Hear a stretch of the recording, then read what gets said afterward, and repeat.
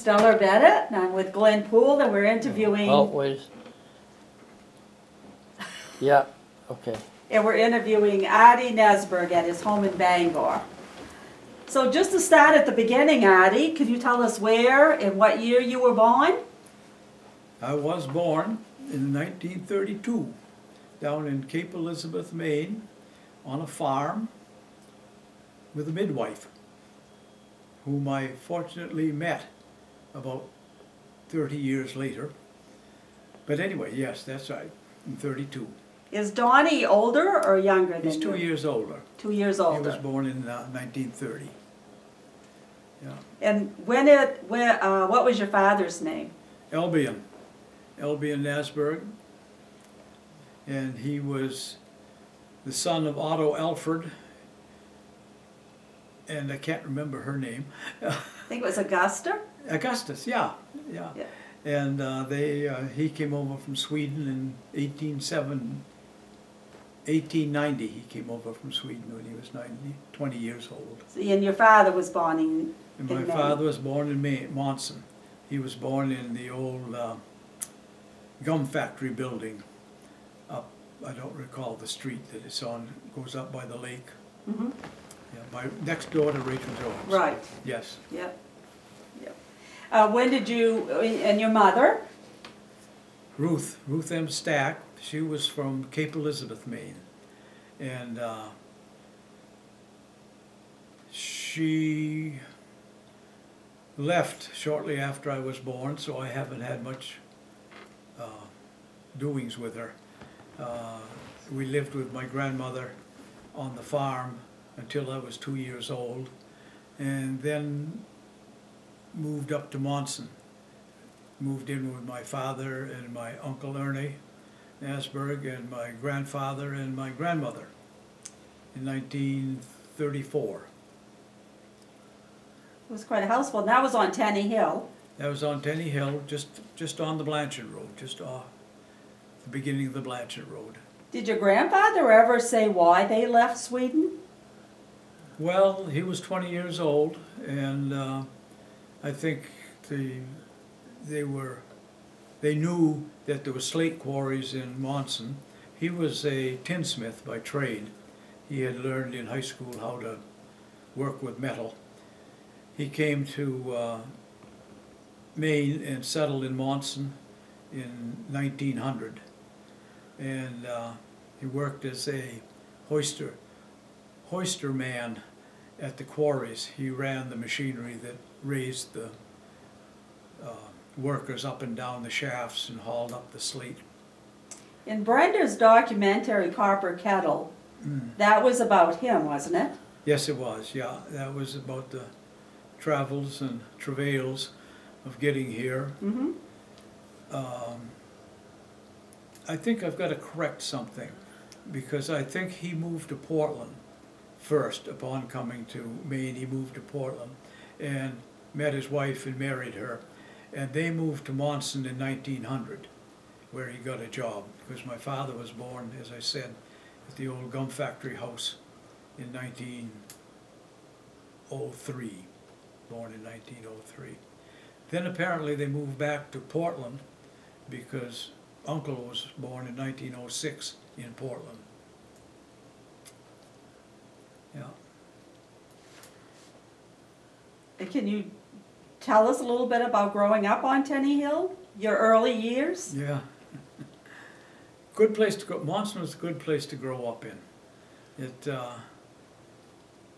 There's always something to do. Grandmother died in 38, so I was 6 years old at the time, and from then on there were no ladies in the house. And when there's no women in the house, no ladies in the house, no mothers in the house, you have a lot more freedom. Probably the meals weren't as good, though. No, Uncle did the cooking, and all I remember really is that it was Canadian bacon and eggs every Sunday. We did our shopping for some reason in Dover, and that was one of the items we got. We had a lot of fun, had a lot of good friends. Bobby Sargent, I think, was my first good friend. He lived up on the Blanchard Road a little bit from me. And of course the war was beginning at that time, and I recall when the Germans invaded Poland, which I think was in '39, sitting in a little ditch alongside the house, swearing at the Germans and calling them all kinds of names that only 7 or 8 year olds know. And we get to school. The people up across the street were the Olsons, Albert Olson, his wife, and Margaret and Beatrice. And when I was 5, I got to go to school. Miss LeClaire was the teacher. Beatrice took us down to school for the first time. And it was fun. We had a good time. We used to travel on foot everywhere, through the woods, and did what kids did. Yeah.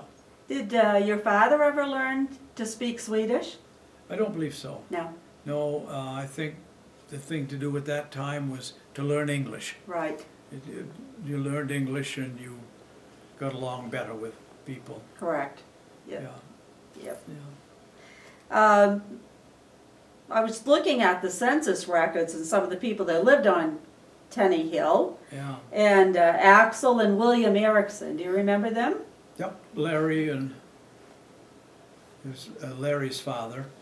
And I'm sorry, which Erickson was that? It was William and Axel. Yeah. Both lived up on Yeah, Tenny they Hill. lived side by side, 2 houses. They're married sisters. And Larry and my brother Donnie were very good friends. They lived, they played together all the time. And I was trying to think of Axel's son. Was it Eric? Eric Erickson. Yeah, and we used to play up there quite often. And Did they live in the house? Did he grow up in the house he lives in now, Larry? Is No, that where Larry- he lived? No, Larry didn't live there. He lived further up beyond Korsman's. Korsman, Arvo. And he lived, the next house is up. There was 2 houses set on the top of the hill. They were kind of identical houses, and with a yard in between them. And that's where Larry lived, in the one closest to town. Mm-hmm. And the other one was Axel's house. Mm-hmm. Yeah. Yep. What about William and Yertimer Ranter? Yeah, they live further down towards town, about halfway up the hill. Yeah, and they had a spring behind their house, and that's the spring that fed our house water, and it ran down to where the old hotel used to sit, down by the Durhams. I don't remember the name. It's the name of the hotel now, but it was burned down in the teens, 1919 or 18 or something. Yeah. Yep. Milton Bartlett lived on in that area?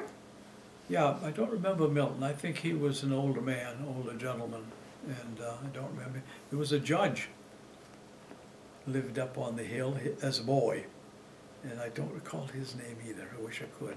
Yeah, this was the 1950 census. Oh, no, well, he wouldn't have lived there in '50. No. He lived there before that. Yep. Yeah. In fact, he got me out of trouble one time down in Abbott when I was older. In fact, I was a teacher in Bangor, and I and the guidance counselor that I had, and a couple, 3 other people used to go on a spring fishing trip every year up at the Monson house. And so we were up at the Monson house, and we stopped in through there's the log cabin, not the log cabin, place down in Abbott, dance hall, and you don't recall that? Wagon wheel? Which Was the a wagon The wheel. wagon Yep. wheel. Now Yep. we stopped at the wagon wheel, and it's time to go home. So anyway, and I had a glass of beer, which I carried with me out, and the fellow I was with had a Ford with a seat in the rear, facing rearward. And I went out and climbed into the seat and started to close the door, and the door got wrenched open again, and there stood a state trooper, arrested me on the spot. I said, "What are you doing?" He says, "You can't be drinking out here." I says, "Well, okay, fine. Just a bit." No, well, they'd had trouble down there the week before, and so he was rounding up people. I wound up down at the Dover courthouse sometime, a couple of weeks later anyway, and being arrested for drinking doesn't set well with educational people. And I was kind of worried about what was going to happen. So, the guidance counselor and I drove up to Dover, went to the courthouse.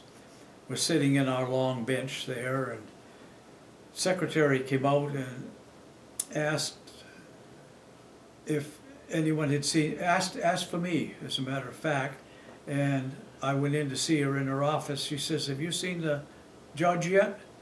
And I says, "No, I don't know any judge." He says, "Well, you should see him before you go into the courtroom." Well, fine, if that's the thing to do, let's do that. Pretty soon the judge came along and introduced himself, the older man introduced himself, and he says, "Did you used to live on Tenny Hill in Monson?" I says, "Yes, I did." He says, "Well, I lived just up the road," and then I remembered who, I can't think of his name, and he says, "I live just up the road from you." I said, "Oh, that's right too." He says, "Well, have you done these things they've outlined?" And about that time, the police officer came in, Roy something his name was. Police officer came in, and the judge said to me, he says, "That doesn't seem like such a terrible thing you've done." He says, "Well, I don't think so, but I'm more worried about publicity than anything else. My job kind of hinges on this." He says, "Well, you did have a drink." "Yes, I did have it in my hand." He says, $5 fine, dismissed. And to his secretary, he says, "This is not to be published." And I was very happy with that. So I did know that judge that lived up on the hill. Was that Judge Millard Emanuelson? Oh, it may have been. Yeah. What was the last name? Emanuelson. Yes, Yeah. I think, yeah, Yeah. yeah. But anyway, it was kind of nice to know That was a people. relief, yeah. Yeah, it was It's a who you relief. know sometimes, isn't it? It's not that we had done anything so terrible, because we hadn't. But, yeah. How about Astrid Carlson? No, I don't know Astrid. No? No. Hazen Poole? Oh, Hazen, yes, Hazen Poole, yeah. Hazen, I didn't know him well. I think he lived in it was the IOOF Hall, National Order of Odd Fellows. Was that their hall in town? Where the men's club was the big Yeah. building. Yes. Yeah. I think he boarded there. I don't remember much about him, no. No? No. Except, Well, I thought if I did the 1950, I should have done 1940, huh? oh, probably. Census instead, yeah. Yeah. Elmer Isaacson? Yeah, he was older too. He was he up on the hill, Tenny Hill? That's what it said. Yeah, but I don't know him very well. There was a Pierre Johnson? Peter lived kitty corner from us. Yeah, he had a big white house and right on the edge of the Blanchard Road. And I didn't know much about him because he was an older man. I know he took in boarders though, and Who, was the Slade House there when you were? oh yeah, Olson's, Albert Olson and Adina. Albert and Adina Olson owned that, and their daughters, Beatrice and Margaret. Margaret had a kind of a stroke when she was quite young. She got married. She married a minister, and they hadn't been married but a short time, and she had a stroke, very unfortunate, but got along all right. And I think Beatrice married a fellow who owned a hardware store down south somewhere, Westbrook or something. Yeah, but we played together as kids. Margaret used to go up there. She, I can remember Mrs. Olson churning butter in an old butter churn, and she would have me churn that butter, and she'd give me some to take home. That was great. We didn't get butter. You didn't get butter during World War II. No. You got, his grandfather said, lard. You got white, you got a white block of margarine with a little orange powder. And you rip the package open, you sprinkle the powder all over the white, and then you begin to mash it in with your fingers. Yeah. Until finally you had a block of butter sitting in front of you. Yeah. Grandfather would need it. My father used to say how embarrassed he'd be to go up and get that Yeah. because they couldn't afford butter. No, Are they- that's right. Well, you couldn't get butter. It wasn't a question of affording it. Yeah. You couldn't get it. Then later, of course, they come out with the margarine, white margarine in plastic bags. And then inside the plastic bag was a little plastic pill. It was a little pill or a little powder surrounded or liquid surrounded by it. You'd break that pill and then again mash it all up until you had nice yellow butter. Yeah. Yeah. So we were happy to get some from Mrs. Olson whenever she gave us any. I can recall as a kid going down to the railroad station with a little red wagon and getting flour and hauling it home during the Depression. Must have been 34, 35. Couldn't have been that young. Well, must have been 38, 39 maybe. But going down anyway, hauling home flour. And there was no gas. There was gas rationing, of course, and automobiles got an A sticker, which allowed you to have 3 gallons a week, whether you needed it or not. That's all you got. And trucks had a T sticker, and they got more gas. How much? Maybe 10 gallons a week. And the Ericssons up on top of the hill, Axel had a Model A Ford, and he took it had a trunk, of course, rumble seat, of course. He took the rumble seat out, took the door off, slid a wooden box in, called it a trunk, got a T sticker for it. And I can recall he used to cut the gasoline with kerosene, like a quart of kerosene into a gallon or a tank full or whatever.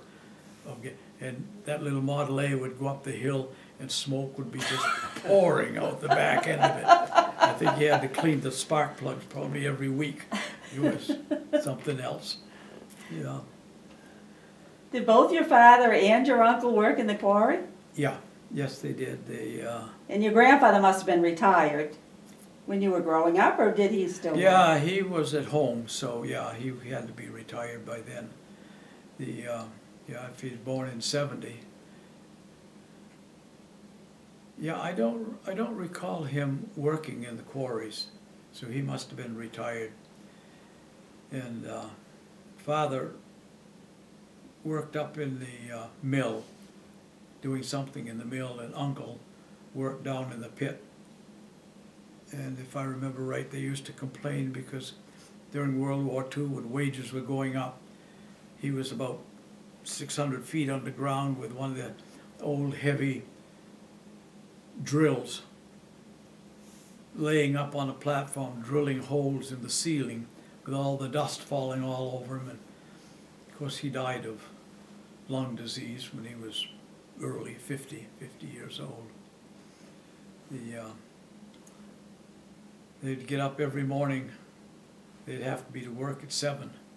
And they'd get up every morning and leave Donnie and I at home with our oatmeal all prepared, because we had oatmeal every morning during the school year.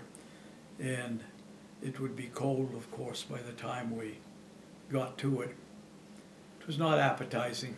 I think I had a rat hole. I used to fish it down, and I did. Yeah. Then we'd lay in bed and wait for the siren to go off downtown during the winter, because it went off at 7 o'clock and no school. Other times I can remember going to school on skis and the snow being pushed off the road with a big blade plow, and there'd be a big ledge along the side of the snowbanks and would ski down those snowbanks to get to school. They were good times. We had a lot of fun. Did your father have a vehicle? Yeah, an Essex. Now you can tell me what year. I think it was about a 28, 29 Essex, maybe earlier than that. Did they work at Monson Main Slate or Portland Monson Slate? Portland Monson. Portland They Monson. worked up. They formed father and uncle formed up a union, much to the chagrin of the Portland Monson owners, and they got a union started. The terrazzo workers, they couldn't get John Lewis's miners. It was too small an operation, but they got the terrazzo workers to represent them. And they went on strike one time.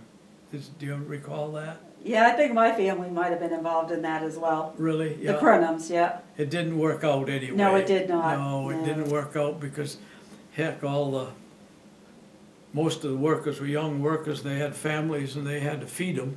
You know, and I think the strike lasted maybe a week, 2 weeks or whatever. Yeah, I know there were a lot of hard feelings. Yeah, a lot of hard feelings, yeah. Yeah. Yeah, that wasn't a successful enterprise at all. No, but, But Yeah. they weren't getting paid either very much. Exactly. It was- yep. So any games that you especially remember playing when you were a kid in the neighborhood? Did you go swimming and? Played Haley over, which was nothing more than tossing a ball over the roof. But yeah, we used to always go swimming, mostly go swimming in the summer, camping out, and I don't think there was much organized. There was no Parks and Recreation Commission, of course, and so we didn't have many organized sports. There was kids get up baseball team and that sort of thing, but for the most part, no. It was just playing by yourself or with your friends and going through the woods. And we used to go to used to walk from our house across to Blanchard. I was just trying to think of the name. It was called the Packard Road, but it was over on the Blanchard Road. You turn to the left up over the hill and walk through the woods to Barrows Falls. When we were 10, 11 years old, 12 years old, walk over there and play all day long in amongst the rocks, and then come back through the woods again. And of course the winter we always went sliding. We had a what they call the not forerunners, bobsleds. That's what I'm trying to think of. They had little runners in the front, runners in the back, a long plank between the front wheels. It had a steering wheel up on front. And take 3 or 4 people, and I know the Ericksons were one. We went all the way to Blanchard. And it was very icy. The road was dirt then and covered with ice. And we went over there and got to the top of Blanchard Hill. It was debating about whether to go down and hit the intersection and go across the intersection and across the bridge and up the other side. Somewhere going down through, we passed over the railroad tracks, which were down there, and almost went airborne. Got down almost to the bottom of the hill, and somebody said, we're going to go to the left because we might miss the bridge. So away we went down through, and somebody hollered lean, and we went to the left. It was right into the post office entryway where there was a huge snowdrift, which we went right up over and out the other side. Well, we didn't hit the bridge anyway, but we sure got tangled up. How many kids could you get on the sled? About 4. I think there were about 4 of us on there. They were double runners, they call them, and I don't know if they even have them anymore. Well, probably don't, because you can't get on the roads anymore. Did you ever slide down Tenny Hill? That's a good sized hill. Yeah, Tenny Hill was, but Tenny Hill usually was sanded, Oh, because that's the main drag. Yeah. We used to have a cat that for some reason or other would wait, lay on the Olson side of the road and wait for a car to go through. And of course, they went quite slow around it. It was a 90-degree turn. Cars would slow up. That cat would go under that vehicle and out the other side until a Jeep came along, which is a short wheelbase. And it did not make it. It did not make it, no. Is that the only pet you had? Did you ever have any dogs? Oh, we or- always had cats. Did you? Always tiger cats. They caught mice and baby rabbits and all of those kinds of things. That's all their father and uncle would have was with the, come summer or winter, didn't make any difference. That cat did not stay in the house. Come 7 o'clock, you couldn't find that cat. Dead of winter. Finally, you'd find him under the bed or something, and uncle would open the door, out that cat would go, sink right out of sight in the snowdrift, close the door, that was it. Yeah, No mercy, huh? no mercy. Sounds like you had a lot of freedom, though. What? Sounds like you had a lot of freedom. Oh, we did, yeah, we had a lot of good time. Used to have to be home. Used to have to be home school nights at 10 o'clock, 10 o'clock? Yeah, 10 o'clock, high school. I recall one time I didn't get home. Just as I reached for the doorknob, it went click. It was in October. I went out the garage, climbed in the car, slept in the back seat, and let me tell you, at 3 o'clock in the morning in October, it's cold. And never missed a night after that. Never missed a night. Yeah. Did you have any chores? You and your brother? Oh yeah, we had to clean the house, chop wood. I remember they would go out in the summer, go over to Blanchard or somewhere and get the winter wood to go and cut down the trees and cut it up and get it hauled home. We had about 12 cord, I think, piled out in the side yard.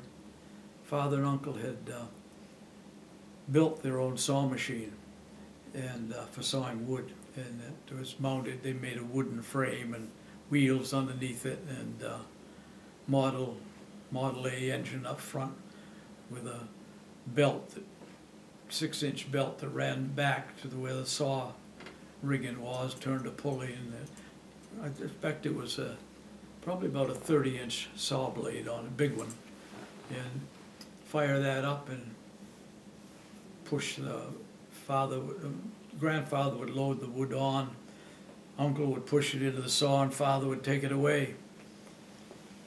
Man, one year, Enoch Orr lived up on the hill, and he took ill. And so Mrs. Orr had her winter wood sitting there but uncut, and they come down and asked if they wouldn't hook the saw machine on and haul it up to their house and cut up the wood for them. Well, fine, sure. Because they took it up, and of course they worked 5.5 days a week, so they didn't have much time. They finally got the saw machine up there anyway and got it balanced up and set and ready to go, and father loaded the wood on. Uncle pushed it into the blade. Grandfather grabbed a hold of it to take it off. The first thing, grandfather's foot slipped, his hand went into the blade and sliced it right across the back. Up to Greenville, up to the hospital, got that taken care of. Next Sunday, father and uncle went up, and father loaded the stuff on, and uncle pushed the carriage into the blade. Father lost 2 fingers right off, took them right off. Back to Jean Hospital again. They went up short time afterwards, got a hold of the saw machine and hauled it home. That was the only and last time that was ever out of the yard. Yeah, it was too bad. But they got along with it. It's part of life. Yeah. But we used to split the wood, put it in the woodshed, and we had what they call a bulkhead now, entryway into the basement, and we hauled brother and I would haul wood in and pile it up till that whole basement was just full, as you probably know, just full of wood, right to the stab. Had a furnace. Couldn't do it today, but we used to throw the wood in, throw in kerosene, toss a match in, light it off, and let it go. We didn't use gasoline, used kerosene. Yeah, those kinds of things. We had chores. Shovel the sidewalk, clear things out. Do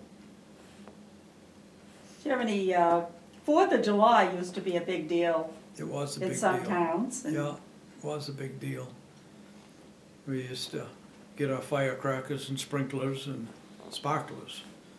Get sparklers and set off the Roman candles. I recall 1/4 in front of Cad Brown's station, store. There was an abandoned gasoline station. The gasoline, what do you call it, dispensers, The pumps. the pumps, gasoline pumps were gone, but we were in high school, I was probably sophomore or junior, and, but there were 2 pipes in the ground, just little pipes sitting there. And I dropped an M50, which is a firecracker about so wide with a little fuse on, but very powerful. Dropped it in one end, wham. On the other end, there was a small storage can for trash, right into the telephone wires overhead, just blew it right up. And we just sauntered away, wondered what had happened to that. Cab came out, what the hell going on? Yeah. Did you figure it out? Well, he saw the can laying there, and it was loud. It really blew. It must have been gasoline fumes down in there we never thought about. But that's no worse than dynamite. You didn't get in trouble for it. No, we didn't get in trouble for it. It's done and over with. Nothing was hurt. No.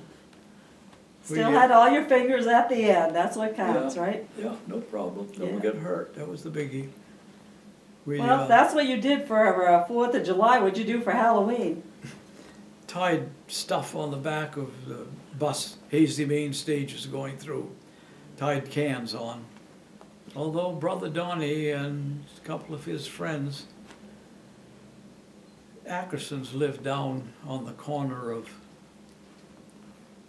or down not towards Tough End, but the first turn off to the right, to the left, going down to Tough End. Can't remember the street, but anyway, they lived right there on the corner. And they had an outhouse, of course, and Alfred went out every night at a particular time, and he, his son, if you can believe, and Donnie, tipped it over onto its door. They get out, all of them get out. And the next day, Alfred came up, Alfred came up, and Brother Donnie was sitting on the post office steps, and didn't he light into him, because he had heard his name mentioned, Donnie's name mentioned. He didn't hear his son's name mentioned or anything else. God, he got hell. That was Halloween. That was a good time. Yeah. For some, Yeah, yeah. One of the more adventurous things, though, we got was Billy and Richard. They were just setting up the Moosehead manufacturing plant. They had gotten it going, and down below the plant was another set of buildings, and they were going to start to put their sawmill in down there, but they were clearing it out, and it had some machinery left over from the slate quarry, and some of which was saws that they, big beds of cast iron that they set the slate that came out of the quarry, out of the pit, onto to slice up into blocks of usable slate. It had a diamond tip blade, saw blade, and this cast iron bed fed into that saw very slowly, and the blade cut the slate into the shapes that it wanted to. Well, that was junk they wanted to get out of there at the time, and Billy and I heard some booming down there, so we went down to investigate to see what was going on. There was an older fella down there, and he was breaking these cast iron beds up into scrap iron to sell, and he was using dynamite to do it with. And so Billy and I was watching him, and he says, "You boys know anything about dynamite?" "Well, no, we don't know anything about dynamite." He says, "Well, watch." He says, he took a stick of dynamite, put a fuse, a cap and a fuse in it, set it on top of the bed that he was taking care of, and touched it off. We went down to the other end, and it blew, and nothing. It just blew up in the air, loud noise. And he said, "Now watch this." And we went back down, and he put another stick of dynamite on, same preparation, but he had a bucket of mud, and he got some of the mud out, and he made a mud pack over the top of the dynamite. Touched the fuse off again. We went to the other end, and it blew again, just shattered that cast iron bed, broke it up in all kinds of pieces, because the force of the dynamite went down instead of up into the air. Yeah, good. A few weeks later, I'm down visiting Billy Burke and his brother Harlan on the Willimantic Road. His father was the dynamite man for the Portland Monson, so there's dynamite all over the place. So I'll show you. They had some dynamite. His parents were gone. So I took it out and put it on top of a chicken coop, old chicken coop out in their front yard. And I said, "Watch this." And I rigged up a fuse, and I touched it off. We backed up. Shingle split, and the thing, well, that's nothing. Chicken did fly out. There was another chicken underneath it, which flew out. Well, yeah. And so I said, "Now watch this." And I got another stick of dynamite, or a half a stick, or whatever it was, and put the fuse in the cap, and touched it off, and put a mud cap on first. Mixed up some mud and put on. Shattered it. Just flattened that chicken coop right into the ground. God. Lucky. Well, the Willimantic Road was just dirt road, unpaved. And so we took another stick, we set it in the middle of the road down there from that house a little bit, and touched it off, and backed up, and didn't go off. And there's a car coming up over the hill, coming up out of Willimantic, heading towards it. We panicked, got the longest piece of stick we could get down, swept it off to one side. Car went by fine. Went over to the dynamite, just didn't go off, that's all, for whatever reason. One of those moments that you kind of wish you hadn't done what you had done. God. Well, at least the car didn't blow up. No, well, that's another time, when I was much younger, probably 10 or 11 years old, there was a house down in back of us towards the lake that was abandoned. And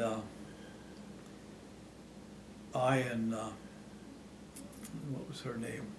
Conley. Priscilla Conley, her name was just down there walking along the path by the swimming place. And underneath a pine tree, was a sprinkler can. And we went over to look at it, and it had dynamite sticks in it.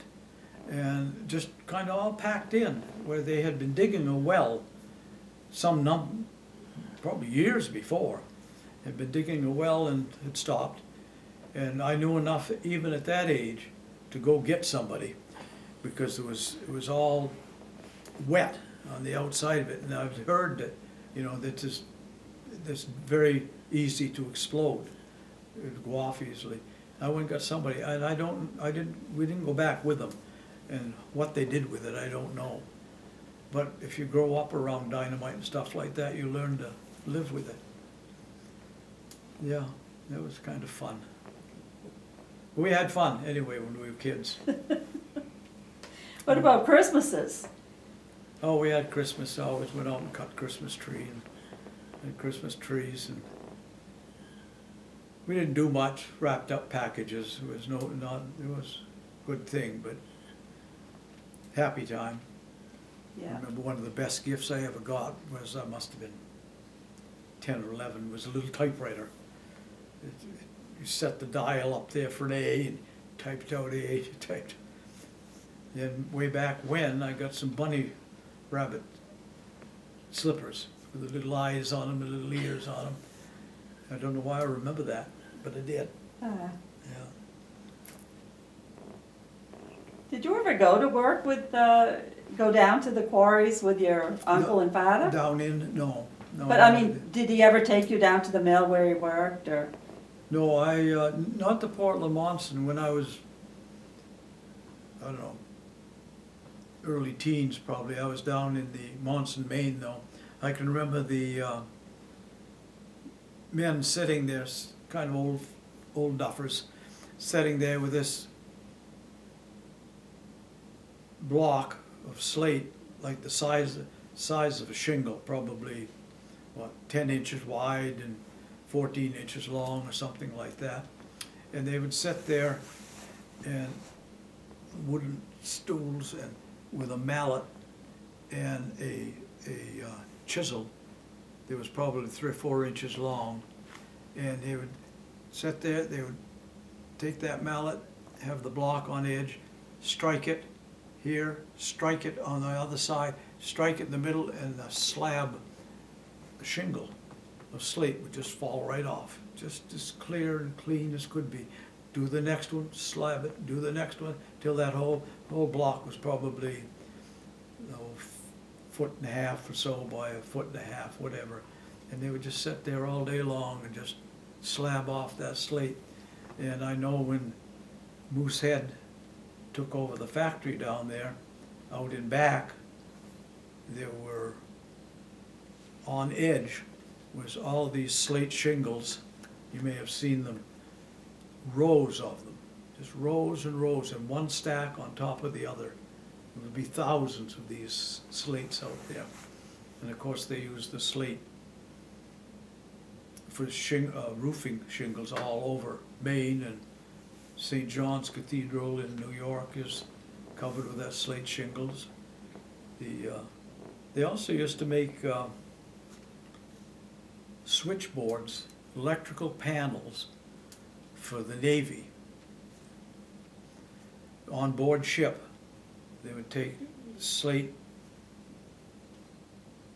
like blackboard slate, only about probably 1 inch, 5/8 of an inch thick, and big panels, and they would drill them, and they would put all the electrical switches on it, because it is a non-conductor of electricity. Now, why they use those, I guess they used them because they could get them. And that all got replaced by the plastic, I forget what the name of the plastic is that they use for electrical things now. It all got replaced by them. And the slate industry went kaput when? 40s, late 40s? Yeah, I think in the late 40s they shut them down. yeah. What about the fairs? They used to have a fair up to Monson. The Yeah. Legion used to have a fair where they had the band and shooting contests and baseball games. New to me, Yep, so that wasn't during your period of it time. must then. have been in the 50s. Yeah, yeah. We used to have, there was a field day, the quarries always had a field day in the fall where they would shut the plant, maybe they didn't shut it, maybe it was on a Saturday, in the Monson Pond, in the field in Monson Pond. They always had they had shooting gallery there and beanhole beans and fun. Mm-hmm. They used to have a turkey shoot, and but that was bury the beans in the ground. Bed of coals, they dig a ditch. Oh, yeah, beanhole beans. Beanhole beans, Yeah. yeah, beanhole Yeah. beans, they had Yeah. What about the narrow gauge? You had mentioned those. once Yeah. about the narrow gauge. What do you remember Yeah. about that? That was there, and it was running. We would, used to go down and watch it, and it went down from the station down to Monson Junction, and unload the slate down there onto the big cars, haul it back, peanut roaster. But I never rode it. I don't remember much about it, except that it came in and went out. Charlie Marshall's, I think Charlie Marshall's dad had something to do with He that. did, I think he bought it when they, Something. It wound up going to North Africa, if I understand correctly. During World War II, it went to North Africa because that's when narrow gauge, all they had was narrow gauge railroads over there. And from there, it went to Portland, Maine, to the museum. And then it came up for the not the bicentennial, sesquicentennial, whatever 175 is, 150? Maybe 175 it 150th. came up, yep. 175th it came Yeah. up. And I know, yeah, it sure must have been. I had, took some of the grandkids up to see it. They got to ride on it, put a penny on the track and get it run over and squashed. Yeah. Yeah. I don't know if, I guess it's still in Portland, isn't it? Yeah, some of it They is. they didn't bring it up this time, did they? No, we couldn't get it to come up No. because of insurance issues and et cetera, et cetera. I don't know how they got it up here anyway. Did they On a truck it? flatbed, On a flatbed? yep. The 175th, yeah. Yeah. That Plus- brought, that brought the kids up to see that, and for the celebration, we stopped at the old bridge, Guilford, covered bridge. That was before it got washed away. Yeah, they carved their initials into the side of it, or painted it or Had something. quite a day, huh? Oh, yeah, they had fun. Yeah. Well, as I was kind of looking through, it was in 1944 that the young Finnish girl disappeared from a fire up on the Dagestam Road. Yeah, Do you remember that? yeah. What was her name? She was was she a Dagerstrom? No, she was a Sumi? Yeah, I know that, but there is pits up in there, down and back. And I don't know if she wound up in one of them, or they would have found her if she'd got down into one of the pits. So I don't really know what happened to her. Yeah, I saw that there were over 100 men from Portland Monson that searched for her, Oh, really? trying Yeah, to find her. They shut down the quarries. yeah, So your father and uncle must have been involved in that if they were. probably, yeah. I don't remember, it was in 44? Mhm. Yeah. No, I just know that they did disappear. She disappeared. Yeah, her name was fine. It was Salmer or something. Yeah, that sounds Salmer or right. something like that. Yeah, she was up visiting from Bangor, her folks. Oh, I see, yeah, Yeah. yeah. And also the Brown Stewart house on Center Street burned. That was a fairly good-sized house. And that was in the news for a couple of weeks. On which street, on Center? On Center Street.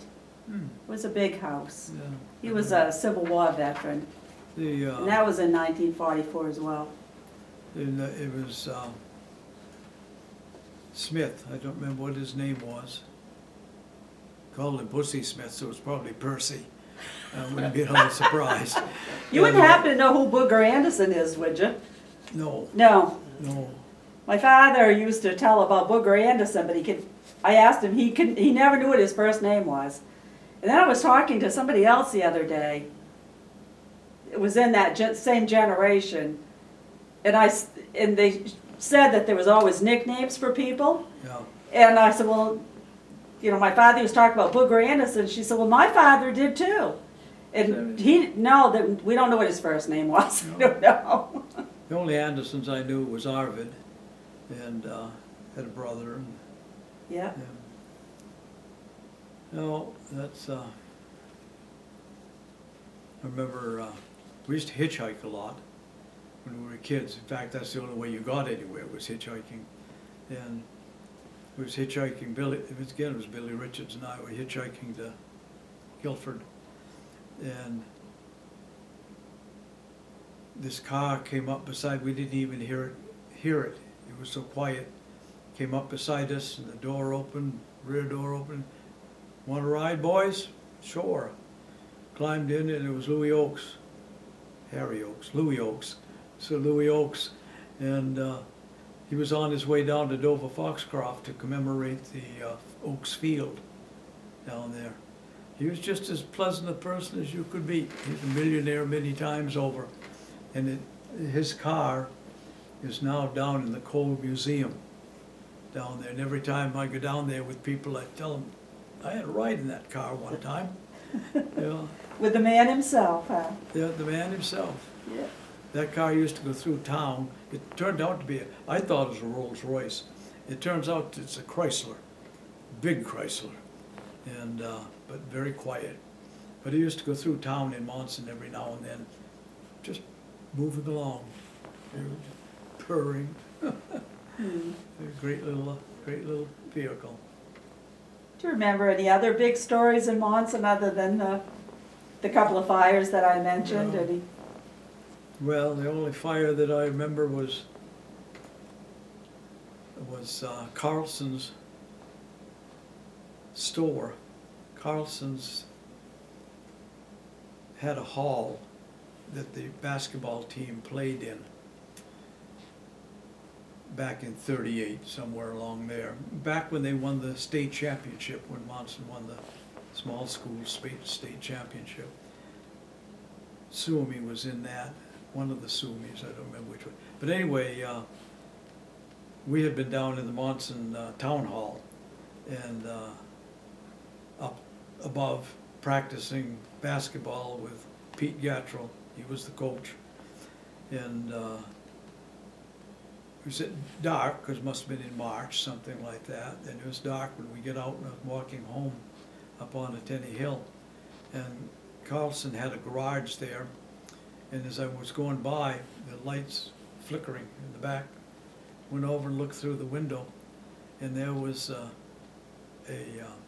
burner back there with maple syrup, with sap, boiling down, but it was on fire, oil apparently. And I knocked on Carlson's door. He was having supper. He was not happy. I told him his garage is on fire, I think. So he came out and looked, and sure enough, that was on fire, but we got it out, and he got to save that one. Yeah. Then the time I was in the high school, got sent down to the little laboratory down there and fooling around and smelled smoke, and there was the, what were those sticks called? Phosphorus. Phosphorus, white phosphorus was on the back shelf, and it had broken out of the bottle and was on the shelf smoking, and went and got the principal in pretty good order and probably saved that high school building from burning flat, as it surely could have. Then there's the other one about coming up from the dance with Jimmy Durham up in Abbott. We were coming across the bridge about 1 o'clock in the morning. That building was flame. And I said to Jimmy, I said, there's fire in there. We turned around and went back and looked. Sure enough, went across the street, woke up the owner of the place, Merrill, and he came across and got the place open, we're carrying everything out, and I had an armload of ammunition, shotgun shells and other shells, coming out through the door, and got lifted off my feet, wound up under the fire truck. The oil tank had exploded back there, and I didn't save that building. It went up in flame. It was too bad. That's the fire stories. Well, you were at the right place at the right time 3 times then. Yeah, that's true. It really was. Yeah. Because they probably would have gone. Would be all surprised. But I was going to tell you about that. You talk about a fire on that I don't really remember, but Percy Smith's family lived up almost to the cemetery. On the left-hand side, he had a farm on the left-hand side, dead of winter. He had 7 or 8 children, and his wife, and they all perished in that fire. That was a bad one. I think he lived. I'm quite sure he lived, but lost the rest of them. That's the only big fire I remember from Monson. Did you ever have anything to do with the Monson jail? No, but I know where it is, or where it was. Is it still there? It's still there. Just wooden, just a wooden, Yeah. no, I never got thrown in there. Oh, that's good. No, that's, don't want to. I think Bob Roberts saw the inside once, he said. Oh, really? Yeah. I wonder what he was doing. Oh, it's hard to tell. Yeah. Yeah, Greenleaf was the sheriff, wasn't he? yeah. Yeah. Bob Greenleaf, yeah. What's his wife's name? Dag. Stagg. Dag, Dag, that's. with a D, yeah. Dag, yeah, and Stevens married the other sister. Right, yeah. Were they, I think they were from Greenville, Yes, they were. I don't Yeah, remember. yeah. Those guys were all off in war, earning our keep. Yeah. Yeah, they did a good job. Do you remember when some of them came home? Were there big celebrations or No, I don't think so. I think they came home and took up their jobs and back with their families and school. got married and yeah? that sort of thing. You know, I think they had a big parade though when the war was over. Do you remember that? It was an impromptu with the band and, it might have been. They did have a band. It was fun. We used to march on the Memorial Day. We'd have to come out, we'd get a half a day off from high school, go out and rake up the cemetery alongside of the church. And I think we marched to the cemetery. I can't be sure of that because that would have been a long march for kids. But I think we did, yeah. Yeah, I didn't get in that war. They waited a couple of years and I got in the service. Air Force. did you belong to Boy Scouts? Did they have Boy Scouts Oh, yeah. then? They had a Boy Scout. I want to say, was Bickford the Scoutmaster? Eugene Bickford? Eugene, I think, but I don't know for sure. Yeah, we had Boy Scouts. It was fun. We had our meetings and whatnot. Went on a fishing trip into Horseshoe Pond. Went, there were about 10 of us, 10 or 11. There was a minister in town by the name of Flowers. He went with us and the Scoutmaster and probably 10, 12 of us. And I remember going up to Greenville and down back to the airport to Lower Wilson Pond and motoring up to the end of that, then doing Little Wilson, Upper Wilson Pond, and then getting out and climbing over the lower end of Elephant Mountain, and then walking about 3 or 4 miles into Horseshoe Pond. Great fishing. God, you couldn't throw your line in the water without hauling out trout. And we had trout morning, noon, and night, and I think, I'm not quite sure of this, but I think in that weekend, 3 or 4 days we were there, we got something like 2,200 trout out of that pond. Took home, I think you could take home, could I say 21? I think it was legal to keep 20 trout, something like that. We all brought home our limit, of course. Yeah, scouting was fun. Did you tent? Tent, oh yeah. No, we stayed at Cronum's. Edgar. Edgar Cronum had camps in there. Yeah, and we stayed in there. Edgar's wife sewed me a little uniform for our senior play, I remember. She was a kind person. I ran into the Cronums again. I was in applying for Social Security when I became 62, and down here in Bangor, in the federal building. And I'm standing in line waiting to get up to the desk, and with ahead of me and behind me are bearded youth of 22 and 23, and women, girls carrying babies and whatnot. And got up there and talking to the young lady, and where did I work and so forth, and work for the school department. She says, well, you won't be eligible for Social Security then.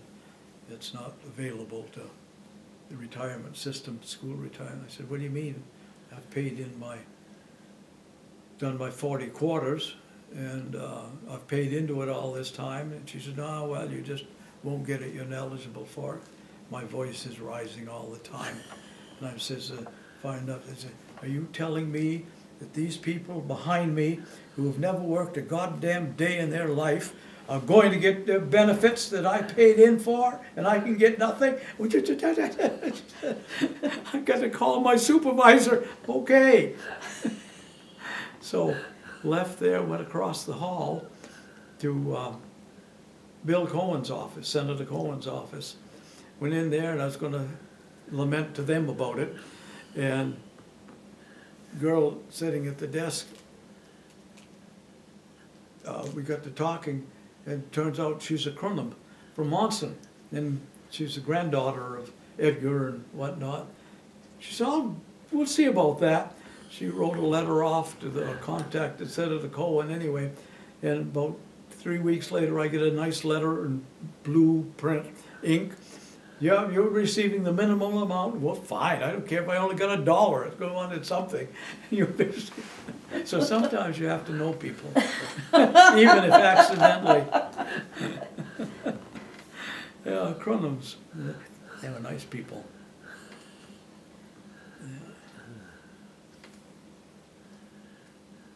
So you were 5 when you started going to Monson Elementary, you said? Oh, yes, yeah.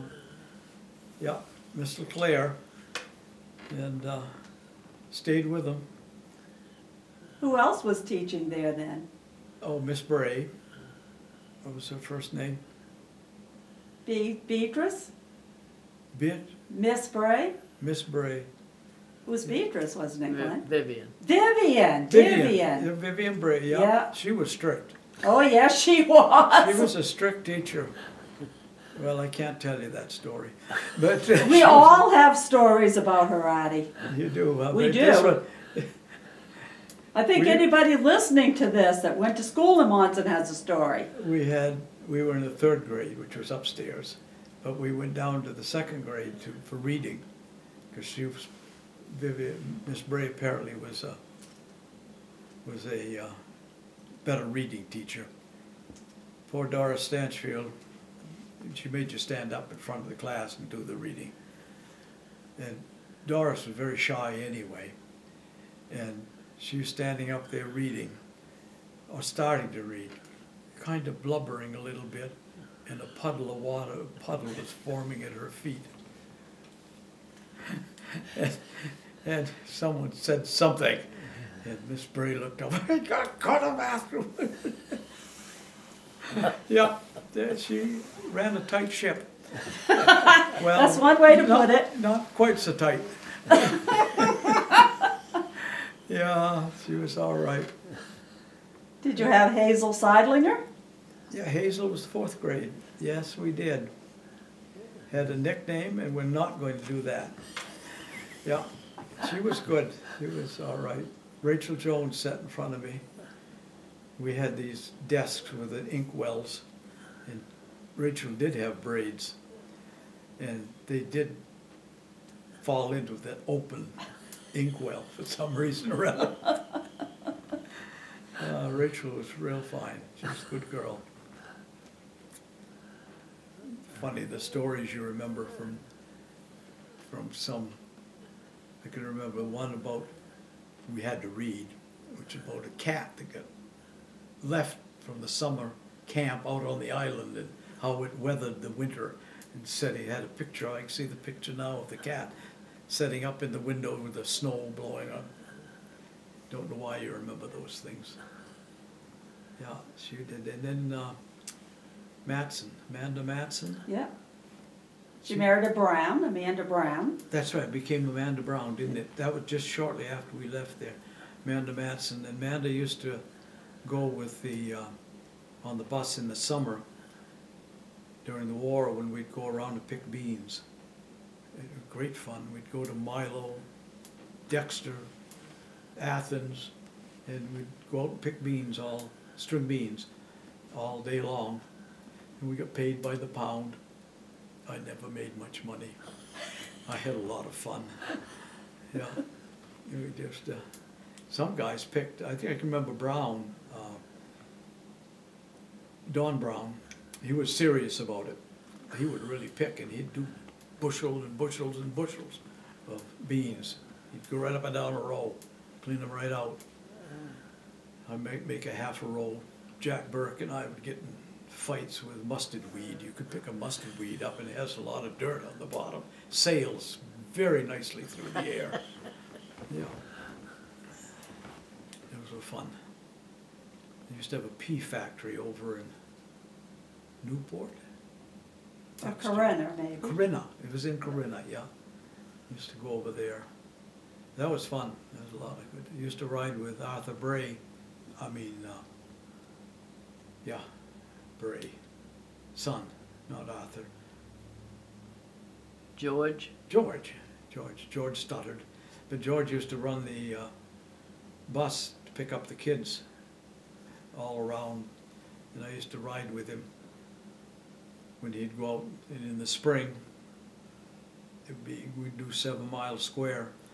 And that was all dirt road. And inevitably we'd get stuck. And inevitably I would be at least a half an hour late getting back to high school, and the new principals could not understand why it was necessary for me to be on that bus. Couldn't George handle it all by himself? I like George. He was a good guy. Now, is his son is the painter? Yes, Yeah. Alan. Yeah, I don't know Alan, but I guess he's done some good things. Yeah. Well, my dear, are there any things else you've got to know? I have. Absolutely. We've hardly started. Are you getting tired? No, I'm not, but I'm thinking about these guys. Oh, we're fine. Would you, on the playground, did you have playground equipment then? When you were a kid in elementary school? Did you have No, a I don't baseball believe- field? I don't believe we did. There was a baseball field, but that was after they made a field down over the hill, the back of the high school. Yep. But prior to that, there wasn't any, no. So when you played baseball when you were a youngster, We played down where that, I don't know what to call it, there's a slate sales outfit right at the triangle. Oh, As you go yes. into town, well, Yeah. that field, that was an open field. oh, And we played there, we played baseball there. We had a rock and a chunk of wood and a baseball that was wrapped 7 times in black tape, because that's all we had. And when you hit it, it was like hitting a rock. It didn't go anywhere. God. But that's what we, Do you remember a teacher you had, Miss Day? I remember Miss Day. Miss Day. University of Maine used to send up teachers to get their feet wet. And they sent us a Miss Day who was probably 21 or 22, probably just graduated, or maybe, no, she wasn't doing a student teaching because she was there for a year. So she was very attractive. Very, very attractive. Too attractive. and for the boys in Monson, I'll tell you that, especially the seniors, I was only probably a freshman. And I recall one time, I think she taught English probably. Recall one time Bob Sargent's holding his glasses up, looking through them in the sunlight and whatnot. He was the only kid with glasses. And Miss Day said to him, "Robert, are your glasses dirty?" "I don't know. Bring them up here." So Robert dutifully went up to the desk. She promptly whipped back her skirt and took her linen, whatever that is, petticoat. petticoat, and wiped them all off while Bob's melting right into the ground. He can hardly get back to his seat. There were rumors about her and some of the older students, but I'm not sure that's true. I'm Too sure bad it's you were a not true. freshman, huh? Yeah. And that red hair, how could you resist? Oh, it was all right. Yes, it was orange. Don Brown used to call me Carrot Top. Yeah. I know that red hair was mentioned quite a bit in the various Fritras over the years. Oh, yeah, probably. Preachers are good. Yeah. I like looking at them, going back and seeing them. They're awful young. Yeah. Awful young. Well, I brought a picture of your freshman class. Oh, good, all right. And it says here that the next in our class is Artie Nasberg, who never thinks of doing his homework. I never did homework.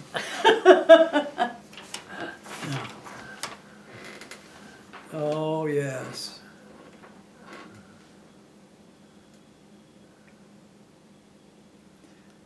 Yeah, Connie's prettier than I remember. She was pretty enough. Yeah, that's the group. There's Mickey. Jack. Poor Jack. He had a very bad cold. His father sent him to school anyway with a pint bottle of whiskey and paregoric. And Jack nibbled on it all during the morning. And by 10 o'clock, he was gone. I can't imagine that happening to anybody. Mayor Burke, that's what they used. Is that right? He lived down on Tough End. Yeah. Right on the corner. Right on the corner. That's right, yeah. Nelson's lived across the street from him. Glennis. Yeah. Glennis is here, and Glennis, yeah, that's Glennis. Yeah. And Dickie, God, I don't remember Dick being that small. Well, that was freshman year. Yeah, that's Doris Who were your teachers? and Ruthie Brown. Yes. You had Mrs. McPherson. Who else did you have Oh, for we had teachers? Mrs. McPherson, and, well, we had several teachers during the course of it. We had yeah, I just thought of his name, it went right out the window again.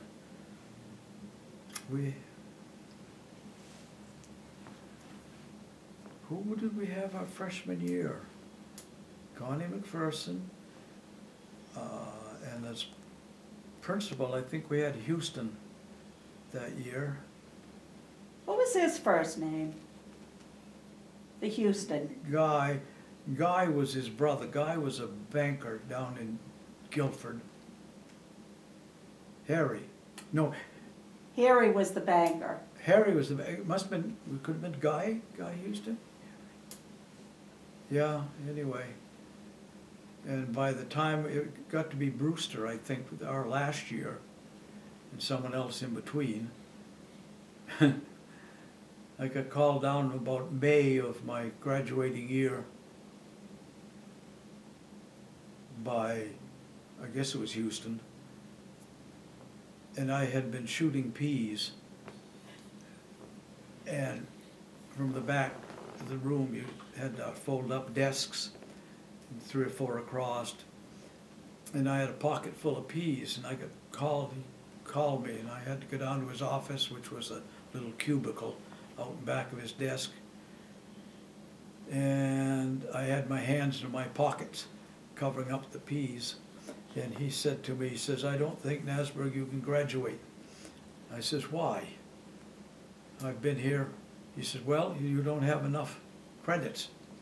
I says, "I don't know about credits. I have perfect attendance, though. I love school. It was the place to be. Why be anywhere else?" He says, "You don't have enough credits." I says, "I don't know about that. I don't do that." He says, "What's this?" He's got the sheet. He says, "What's this public speaking?" Freshman and sophomore years, you had to do public speaking. Go down before the town hall or its church and speak to the whole damn town on some subject. It was dreadful. But anyway, we had to do it, and it was worth a half a credit. And he says, the sophomore year, it's another half credit down here for this. He says, I had only 16 credits and I couldn't graduate. He says, we'll make that a 1. We'll make this one a 1. And that add up to 17. You're gonna be okay. You can graduate. So the way I got out of high school. He'd have kept me there. Anyway, I can't think of the other teachers for freshman year. We had not Damon. Her name was Damon? Yeah. But I think that was about our junior year. She came in and she was crazy. She was crazy. Cross that out. She was odd. And I can recall talking with someone up on the edge of their desk when the bell rang, and I didn't move fast enough to get back to my seat. She had right a hold of my hair and her knee right in the middle of my back and hauled me right over backwards to the floor. And she was a little odd. Bob Sargent's father, Claire, had her as a teacher back in the 20s. And anyway. I don't think I've heard of her before, Damon. Yeah, she was there. I don't know that she lasted the year. I don't remember.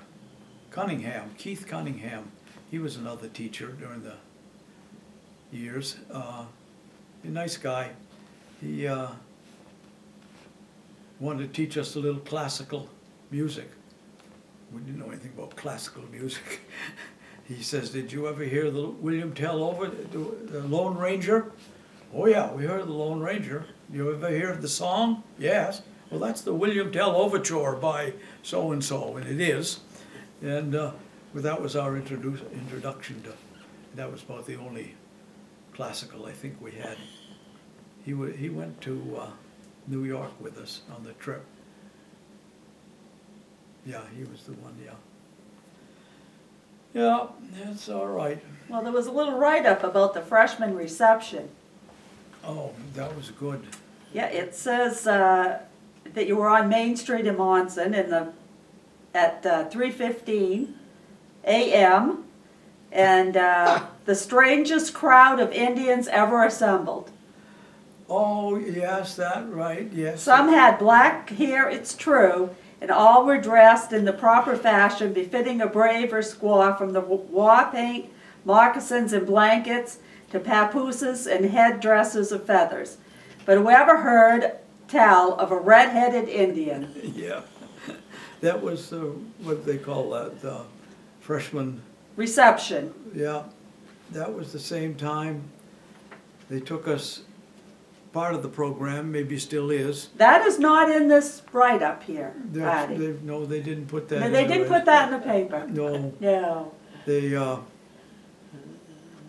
took us, all the boys, and the girls probably somewhere, but they took the boys one night in cars, blindfolded, somewhere, and dropped you off. That was the ritual. They took us, drove around town, drove here, drove there. It was probably 8 o'clock at night, 7, pitch black. And a ways, quite a ways, and opened the doors, let us out, took off the blindfolds, away they went. It was pitch black. Didn't know where we were, didn't know where we were gonna go. Started this way, went that way, and walked for 15 to 20 minutes and saw light up in the woods. And Mickey got up close and he looked, he says, I think that's Cobe Roberts' house. Oh, I know where we are. We're over on the Willimantic, Elliotsville Road, Elliotsville-Willimantic Road. Fine. With that, we just kept going. We walked till we come to Little Wilson Stream and across it, and got over to the other side, and cars coming. We jumped into the woods. The car went by, got up, kept going towards Monson. We did that about 3 times, getting to Monson. car would go by, we'd jump in the woods before it got there. The seniors were not happy with us the next day. They were some ripped, because they had been out there all night traveling, wondering where the hell we had gone. We got home about, I don't know, 1 o'clock in the morning, something or other. All went home, all went to bed. Woken up next day at school. Jesus, they were bad. They were not happy. Yeah, those are kind of fun times. Used to have something up in the hall, because I remember dunking for apples is one of the things. Yeah, they said, let's see, the boys had to do a war dance, and the girls beat tin pans for drums. Yeah, There was a peanut on a knife race, yeah, those things. boxing match, blindfolded. Don't remember that. No, A race to drink from a baby bottle yeah, full of milk. You should remember that because you were in that one. yeah, God, yes. You were the recipient of the baby bottle, I believe. Said Artie Nasberg and Rachel Jones. Yeah, well, could have been. I hope so. I always liked Rachel. Good girl. The only fighting I remember seeing was Jack Burke and Pete Gattrell. We were in the 8th grade. Jack had done something, I don't know. And Pete jumped up out of his desk anyway and swung around to go see. Jack jumped up out of his chair, threw his fist up in the air like that. Pete stopped, started laughing. He says, "Jack, I've seen bigger muscles on chickadees' insteps than that." Poor Jack. Sat back down again. God, that was funny. Pete used to have his little, back in the closet, I think he called it carrot juice. And he used to have his carrot juice every now and then. Yeah. He was still doing that when we were there. Oh, really? Oh, yeah. Was it carrot juice? It was Listerine, Oh, supposedly. Oh, Micron and Listerine. Oh, And you okay. gargle with it and then you just drink it. Oh, okay. And it was about 100 proof alcohol. I bet, yeah. Yeah, Served the purpose. yeah, Pete was all right. He used to call me the Flash. I would run the 100-yard dash because I only weighed 120 pounds when I was a senior, 125 I guess. But I could move. I could move. Was he the track coach? He was a track coach, oh yes, he was a junior high, high school track coach. Forget, Dick Finley went to the States, but I don't remember what he was doing, pole vaulting or something or other. But he went to the state final. No, we didn't have much athletics. I was just wondering, I saw in the yearbook, the year that you graduated. 50. No, it wasn't. It was the year that you were a freshman. And 46. the yearbook was dedicated to a Raymond Vinio. Yeah, Uh, up on the that hill. was in 1947, who died January 16th, and he was a senior in high school. What happened to him? Do you know? Do you Oh, remember? That I don't know. No, I don't either. No. No. I don't believe I've ever heard that name before. Yeah, But- Raymond Bonio. Yeah, I don't think he lived up on the hill. I think he lived down towards Tough End. There's some Bonios down there too. Hmm. I don't think it was war. But it would have been the year that he graduated, was 47, apparently. No. No, the only death I recall was we were Saturday night, we'd been to the movies down in Guilford. Did you know that the movies cost a dime? And that 1 cent of it was a luxury tax? The movies were 9 cents and 1 cent for luxury tax? Some luxury. Anyway, we were coming home and got there and Rachel Jones' brother had died, had drowned. They're out skating, out by the rock heaps, broke through the ice. And Rachel was on the bus. That was not good. That was a bad one. Mm-hmm. Yeah. Do you remember anything about Harry Davis? Oh, yeah, I remember a lot about Harry Davis. I can see Harry Davis going down the road now, whipping out his little handkerchief and pointing at this and pointing at that. He hired Dick, of course. Dick Finley was his grandson, Right. therefore I got included in a lot of these things, Bob Sargent and the rest of us. And he had this one summer going down past the mill, the Moosehead Manufacturing, down back, there's some swampy area down in there. He had us cutting telephone poles to sell to the telephone company. We got $1 a tree. We cut, and I don't recall cutting very many. I mean, it probably was one of those things that lasted 3 days. That's enough of that. But Dick had, we rode in with a sleigh drag, and Dick had his fingers over the timber that's on the ground and bumped up against the rock and took the end of his little finger off. I remember that. Took the end of his little finger off. He had this little fingernail sticking out the end of it.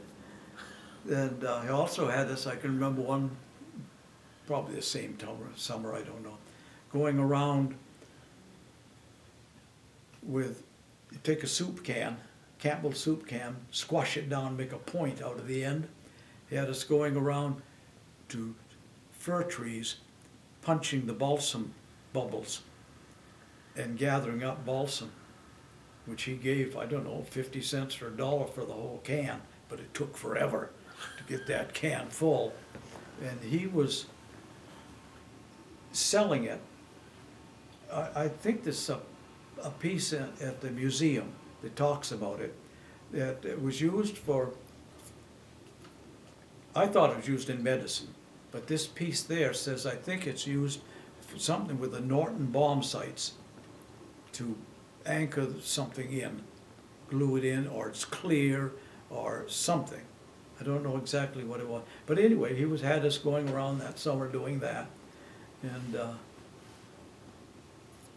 I visited, my father was born in the, as I mentioned, was born in the gum factory. But I went there one time when he was making spruce gum.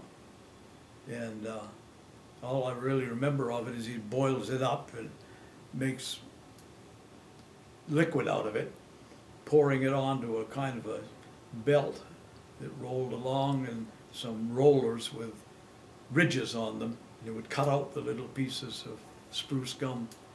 But you chew that. You ever chew it? You chew it, and you keep on chewing it, and pretty soon your jaw drops off, because it is bad. There was Bob Sargent's, there was some people lived over at Sargent's store. I want to say the name was Gore, but I'm not sure about that. And he used to go into one of the ponds in over the valley, in over Drew Valley, up into one of the ponds, and he gathered spruce gum for Harry all winter long. He was in there all winter logging and whatnot, and he'd put it in barrels, big barrels of it, and haul it out, and Harry would boil it up and sell it. He sold it, spruce gum. Yeah. Harry had enterprises all over. I think I told you this. We made boxes for, apple boxes for Matthew's. Harry managed Matthew's orchards. And Dick and I and Mickey and Bob would go in after school in the fall and make up boxes to put the apples in, crates to put the apples in. And we got paid so much for a box, 2 cents a box or whatever it was. But one time we got into Harry's hard cider. He had hard cider up there stored away in a basement somewhere in the house. we took it to school and went up into the, Connie McPherson was conducting the junior class play, senior class play. Anyway, we snuck into the school and up and back, and we put the bottle into the jug into a wastebasket, covered it over with paper, and went out. And the next day during school morning, we'd flip our desktops up and reach down, grab that jug of hard cider and have a little bit of it and pass it over to Bob, and Bob would pass it over to Dick. And by the 10 o'clock, we thought we were really out of it by then. We weren't, but we thought we were. Fun and games. Yeah. Yeah. Eddie Simpson, I guess he was murdered, wasn't he? Yes, he was. Do you know what happened? I never really heard the story. It says his nephew or something. Yeah. Yeah, he was in your class, wasn't he? Yeah, Eddie was. Yeah. Eddie. He's a good boy. A little different, but he was a good boy. Yeah. His mother was nice. I remember when they moved into town, his father had been in World War I, been gassed in World War I, and never recovered from it, really. They weren't in town very long, I don't think, I don't hardly remember. All I remember is a very thin man. I suppose he died there. And what was his mother's name? She was a Flint. Yeah. No. Don't know. Go on.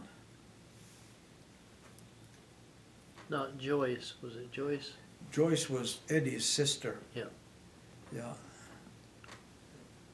Joyce and I once rode into, not Borstone Mountain, not Baker, what's behind Borstone?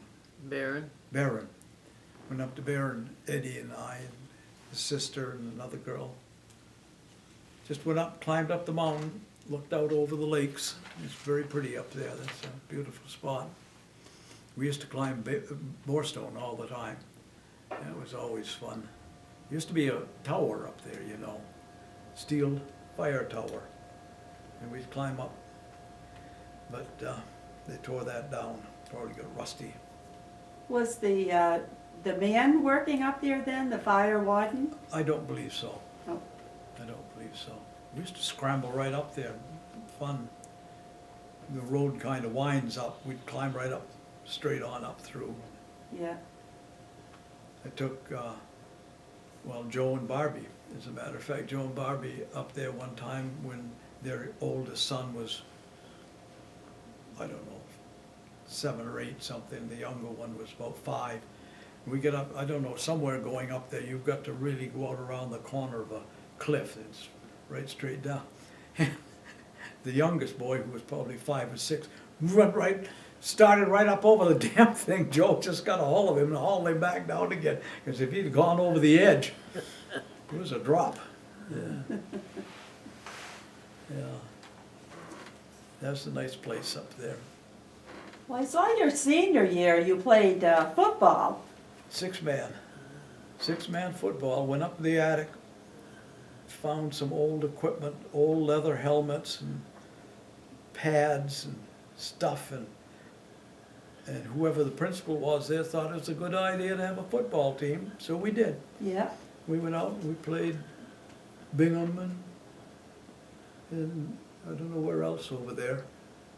Anyway, I was playing one time and ran up against a guy named Tiny, which he wasn't. I knocked him flat, tripped him up, really, probably threw myself in front of him and he tripped over me. They came to play us a week or 2 later and he smashed me. He didn't forget. Yeah. But that was kind of fun. I don't know whatever happened to that old equipment, musty and covered with pigeon droppings. I don't know. Maybe the mothers took it home and washed it off before we used it. So who was the coach, Mr. Cunningham or Mr. Brewster, or Who was that? who was the coach? Probably Brewster. I wouldn't be at all surprised, probably. Cunningham was not going to be coaching football, No, but he was musical and he enjoyed that sort of thing. He's a nice guy. He's a good one. yeah. Yeah.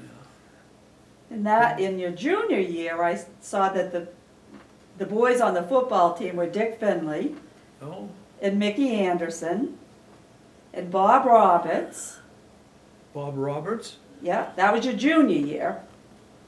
Oh, Bob Sargent, yeah, Jerry Drugy, yeah. Okay. Emil Mackey, Yeah. Paul Faulkner, Oh, Paul was from in on the Yeah. wall. Eddie Simpson, Yeah, Roger Elkins, yeah, Jack Burke, yeah. and Dale Brown. You don't see me? You were there. Oh, Yes, okay, you good. I'm too. glad they. But they were the ones that were on the team with you that Yeah. year, your junior year. Yeah, yeah. Jack Burke disappeared. I don't even remember if he came back from our class trip. I think he went in the service right off. I think you're right. He did not. He did go in the service right from there, from your class Seems trip. kind of strange. Yeah. Yeah, I remember that now. Huh. Oh my education though, I can't believe for a school that size, 40 students in the whole high school, 4 years, 44 I think, had that many offerings. They had French, Spanish, Latin, algebra, geometry, trig, chemistry. And when you sat in a class, algebra, you had 6 people with you. You can learn a lot if you want, if you're interested in learning it. Yeah, and that was a good high school, really. I told Hab and I about applying to Flint Junior College when I went out there. And this was after I got out of the service. I was probably 24, 25 at the time. And the registrar was kitty corner down 2 halls. She was kitty corner down at the end. So I went down to see her, and she says, after we talked, she says, well, I've got to send for your transcripts, high school transcripts. Whatever you got to do is fine. She says, and where did you go to school? Up in Maine. Oh, she says, and what's the name of your school? She said, oh, she says, an Eastern school. I says, yeah. She says, what's the name of your school? High school. I says, Monson Academy. An academy. And she's writing a little faster. They're going to get some quality into their Flint Junior College. They're going to get somebody, you know. Well, wonderful, wonderful. We'll send for your transcripts a couple, 3 weeks. I'll call you down to coffee break, and when they get them, fine, whatever you got to do. 3 weeks later, coffee break, I get a message, come down and see her. Well, she's down the corner, kitty corner, and coming down the hallway, and I'd been talking with her off and on prior to that. So she's laughing like hell. I said, Joni, what are you laughing at? She says, we got your transcripts. I said, well, good. She says, you were 6 out of 8 in your classroom. I said, well, whatever. Top 10. I mean, that's right. God, she was laughing. She said, you were 6 out of 8 in your class. So much for quality. Down the tubes. Yeah. how'd you happen to pick a school in Michigan? In Michigan, you're in the service and finished up basic training and rode a train out to Columbus, Ohio to do auto mechanic training. That's going to be my field. And apparently I had an aptitude for that. I don't know. And anyway, while there, we stayed in the YMCA, Knights of Columbus Hall, right in the city. And just up, a block up, was the St. Francis Nursing School, which is full of nurses, especially student nurses. And they come wandering by, their church was down beyond where we were, and they come wandering by, made an acquaintance with a little Irish girl, and we got along pretty well. In fact, we got engaged after a year or so. I was down there for a year. Well, not the story. Anyway, we got on quite well, and I wound up going to Louisiana, and I'd go up to Michigan to visit her, and we got engaged, and we were going to get married, and I was on my way to Korea, and she was going one way, and I was going the other, and that was that. That was fine, but we always kept acquainted.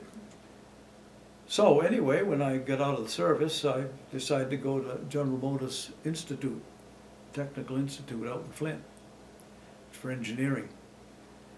And that's the reason I went out to Michigan. But she was still going. She went and got a nurse anesthetist degree out in Minnesota, and I stayed in Michigan and wound up at the junior college, then wound up at Michigan State. Worked for a while in an automotive place and decided I didn't want to be doing that forever. And while there, I met my wife, Barbara, and we did get married. But we always stayed friends. She married Jim, husband Jim, and they had 6 kids too. And they would come here every even summer, and we went out there and stayed with them every odd summer. So we stayed close. Barb died, and Jim died, and she and I still stayed close. So it's a good story. Yeah, that's Yeah. nice. And then she died last year. Oh. Yeah. Yep. But the family still stays. In fact, I talked with her son-in-law just last night, because he's quite interested in how the Detroit Lions do in football, and they did all right. They won. So, Yeah. in fact, Well, you were- her daughter was here visiting for a week or two about a month ago, something like that. Well, it's nice to be able to stay Yeah. in touch. Yeah. Long-time friendships. Long-time friendships, they're the best. So you were mentioning that you played basketball in high school, and that you used to play at the museum upstairs where we have the museum now. Oh yeah, that's right, yeah. Pete Gattro taught the basketball. And we went around, we played over in Milo. Did we play Milo? Yeah, we played Milo, played Greenville, and some others. We'd travel on the bus back and forth, Dexter, and never did well. We practiced in that 10-foot high gym of ours, you know, a lot of spin on the basketball, a lot of backspin on the basketball. If you got shot anywhere from 8 feet away, yeah. No, that was fun. Mickey Anderson had talked about it a little bit because he belonged to the Historical Society and would be upstairs. And Oh, man. he was saying that they had chicken wire around the wood stove, Yeah, probably. so you would get burned. And they had chicken wire on the windows, so those Yeah, I didn't don't- get broken. Yeah, I don't remember that, but I guess probably they did. But do you know what they had for lighting? Mickey couldn't remember. What lighting's up there now? They're lights that hang down from the ceiling, Oh. probably. Oh, well, no, it wouldn't have been that. No. Well, I don't know. I don't know what kind of lighting they had. I do remember that we had a boy transferred in, George something, I don't remember what his last name was, came in about our junior year, something like that, and he had epilepsy. And, oh, no, he was there in the 6th grade, come to think about it, he was there in the 6th grade, because I can remember he had to be very careful when he was playing, he didn't get too excited. And we were down practicing in that gym, and he dribbled down the floor, and he got overly excited. He went to dribble and And of course, the basket is right on the wall. The poor guy went right through the air, right into the wall, just had a fit. And, yeah, it's too bad. So how did people come and watch a game? I don't think we ever played I don't think we ever had a home game. So you just practiced there? We practiced there, yeah, no home game. No, that's where I was at when we saved Carlson's garage from burning down. Yeah. No, no, Yes, you would have graduated by the time the town built the gymnasium. we had an opportunity to Finally. contribute. They came and asked us if we wanted to give them their, wouldn't it be nice if we contributed our class trip money to the building of the new gymnasium? Took about 10 seconds to say no. No, thank you. We won't be doing that. Well, I brought back your picture of your class trip. Oh, yeah, oh my God. So could you tell us a little bit about that? That was 2, 4, 6, 8 of us. Where's Charlie? Oh, that's Charlie. No, it was a wonderful trip. We had fun, went to Newport, got on a bus, away we went. Stopped in Boston for some reason or other. Probably for lunch, I don't know, stopped there. Then drove on into New York City, down to Central Station, wherever it is, whatever it is. Taxi cab drivers wanted us to shut our mouths so we wouldn't get sunburn on our roof of our mouth from looking at the big tall buildings. They were big and tall. No, it was a lot of fun. We stayed in a nice hotel. I believe it was a nice hotel. Saw my first television ever. This was 1950, black and white, of course, little thing. Did the Brooklyn Museum and Brooklyn, not museum, where they have animals. Oh, the Bronx Zoo? Bronx Zoo, that was it. Bronx Zoo, saw the Bronx Zoo. Saw the Rockettes, saw Coney Island, rode the Cyclone, Tornado, whatever it's called. And as I said before, Doris wanted to climb out on the first drop, and we held her down for the rest of the time. It was Doris Stanchfield? Doris Stanchfield, she was going to climb out. She was. God, we just held up and muckled her right to the ground.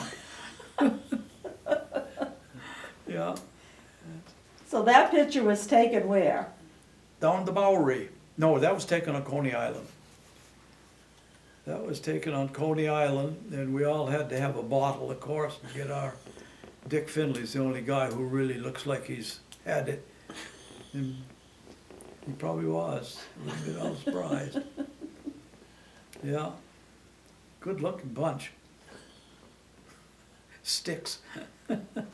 Blethen. His name was Blethen, wasn't it? Philip, yep. Philip Blethen.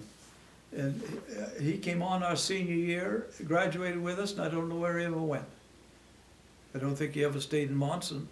Did any? Of course, there's a Blethen house in Dover, but I don't know where he came from or where he went. Charlie didn't graduate. He should have graduated the year before, but for some reason or other he left school. My brother Donnie left school when he was a senior. Yeah, he was a senior, and principal accused him of something that he didn't do, cheating or something or other. He walked out and left.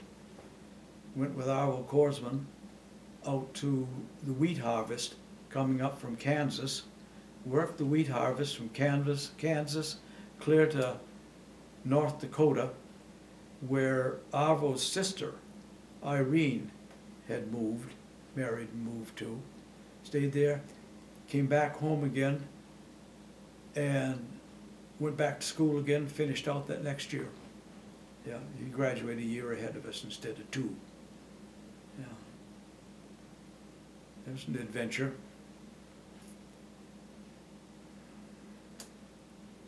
So after high school, you joined the service. Yeah, I joined the service, put my 4 years in, got back out again, went out to Michigan, got educated, such as it was, Michigan State. I think I finished with a degree in physics, chemistry, and a mathematics minor, something like that, which Mrs. Shorey would never believe. Mrs. Shorey was our algebra teacher. Probably I was a sophomore taking algebra. Yeah. And I couldn't fathom why we had to deal with X's and Y's, and it didn't make any sense. And about 5 weeks into it, I swore about something or other, stuff, and that was enough. She sent me out into the main room, done.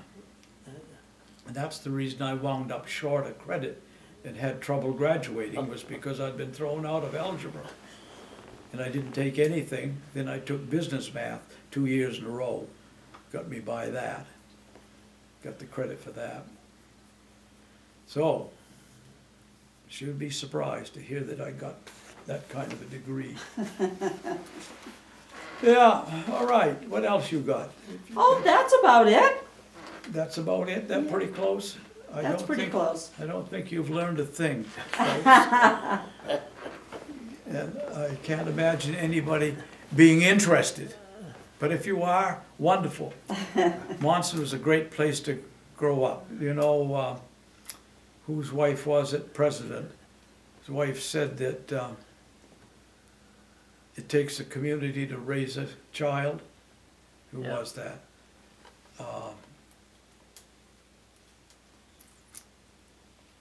Yeah, back in '93, you all know him. He got tied up with, Kenneth? he got tied up in the misdemeanors with the secretary there, not the secretary. Oh, Clinton? Clinton. Yeah. What's his wife's name? Hillary. Hillary. Hillary said that. It takes a town to raise a child, and that's what happened to me. And when I stop and think of the people that I dealt with, Claire and Ada Sargent, and the people up across the street and all the rest of them, Yeah. kept you straight, you know. Yeah. It always stuck with me. Claire Sargent, they had the store, and Claire had a little tool shop out in back that he played around in. He had a lathe and whatnot. It was winter, and something or other, he tossed a snowball at me or something or other, then turned around to walk back to the store. And I picked up a snowball and I was gonna throw it at him, and he says, "Don't ever throw at somebody's back." And never forgot that. Yeah. You know, that's the little things there that the Durhams, Jimmy's mother and father were always good to me. I wanted to go to, I was worked for a year down at the mill after high school, and Bob Sargent went down to tech school down in Portland, learned diesel mechanics down there. And I thought I might like to do that, but I didn't have any money. And so I went to see John one time, John Durham, and wanted to know if he'd loan me enough money to go to tech school. He said, "I'll think about it over the weekend." Saw him the next Monday. He says, "No," he says, "you can do better than that. I don't think I'll loan you that money to do that, to go off in that career." Shortly after that's when I joined the service. Good move. Good move, Yeah. good move on his part. Yeah, it does take a whole bunch of people. Yeah. Well, just tell us about your father getting a chance to come out to your graduation at college. Oh. Speaking of nice Yeah, townspeople, Cookie and Bernie. Bernie Poole. Cookie and Bernie. Yeah, I was going to get married. I was out in Michigan at the time and been out there for some time, teaching and whatnot. And oh no, I was in school. I'm sorry. I was a junior in college and was going to get married. And I let my father know about it back in Monson, but didn't think anything further about it. And he showed up at the wedding. And a couple days before the wedding, I said, "How'd you get here?" He didn't say anything about it. He just, he was there, and I was happy to see him. I had other interests at the moment, but he was there. And a few years later, back here in Maine, I found out that Bernie and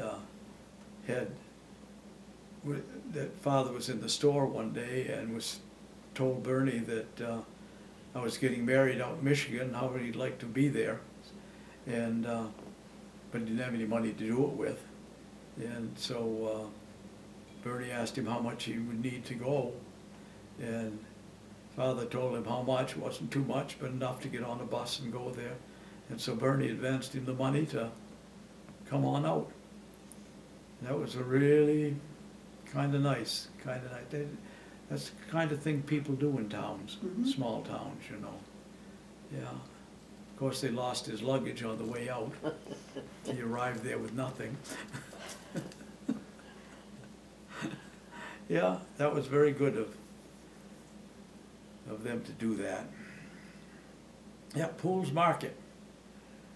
But I'm thinking, I thought that the Moosehead Crafters, I don't know, but it might have been your market that they moved into. Yeah. Because it's isolated by itself. Yeah. Stood alone, nothing on either side. Yeah. And I think that's where they were. It may have been Bray's store at that time. Oh, well, It's the same that's right, building. Bray, that's right, well, that's where it was Yeah. in Bray's, yeah. My parents didn't buy it till '55. Oh, I see, oh, okay, And yeah, so Arthur Bray, Bray's owned it yeah. then, earlier. Yeah, the town was different then, there was Night Store and other little stores down through, and there was a pool hall where the restaurant is there now. It used to be Doc's Pool Hall was there before he moved down onto, down back of the town hall. Mm-hmm. Is that building still there? No. I can remember when they used to float the logs down in the little pond, haul the logs down the little pond. They would melt in the spring. Ice would go out and they would clog up the channel there. And they had a runway, sluiceway, that they hauled the logs down that sluiceway, down to the sawmill. And they had the sawmill down there with water power underneath, but I don't think the water power was hooked up. I think they had electricity to run the saws and the planers and that sort of stuff. And that's all gone now, and they had a big round tunnel made out of boards all strapped together, probably 5 or 6 feet high, that the water went down through, that powered the sawmill and powered the grist mill. There was a grist mill right alongside of it, that they ground flour and ground corn and the rest of it. And the sawmill, I think Harry Davis may have had that sawmill. I don't know for sure. Yeah, he did. Did Harry have that? Yeah. And I remember going down as kids, it was running, and I remember there was like a 2x4 in the floor on end, and you stepped down on that 2x4 and the saw came up out of a crevice and cut the boards off at whatever length you wanted them to be cut off at. We used to climb up on that roof, down the other side, and that's where the little brook trickles down through, jump across onto this grist mill roof and climb up it.